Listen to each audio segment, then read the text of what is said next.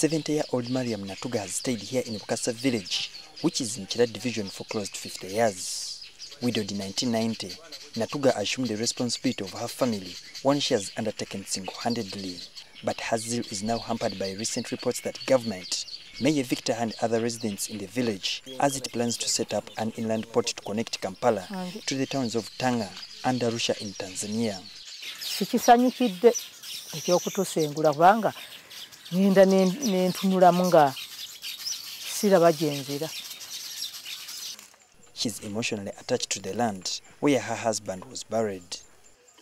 Era wetuzaalidde abaana baffe n'okuzzukusa wano.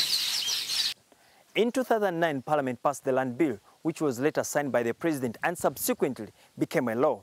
However, since then, land disputes have been rampant across the country. But with the passing of the land policy, players believe that this will give more rights to different landowners, such as this 70-year-old Mariam Natuga, who is about to be evicted from her land here in Bukasa village. Now that we have a policy, you know where to look out for. What does the policy say in terms of land acquisition, for example? What does the land policy say in case of certain different groups of people accessing land?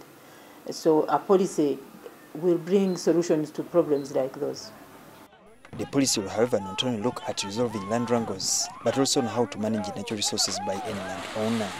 We're looking at the natural resources that Uganda has now. How does a policy address those complexities that exist on the land, where one piece of land has multiple rights, and each person has their own rights, and they all have to enjoy it within that same piece of land.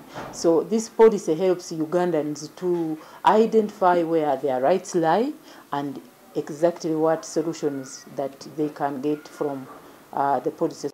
The National Land Policy, which will later be presented to Parliament for deliberations, will also address the relationship between the landlord and the tenant. It will also show steps the government has to take in case it wants to set up a project on the public land and the rights of the owners of such land. The policy will also act as a reference point in addressing land wrangles. The law has been reinforced by the policy guidelines that are within this National Land Policy. Now, the public will wait to see whether the relevant law will remain on paper or if they will be implemented for the benefit of the targeted groups. Julius Senkandwa, NTV.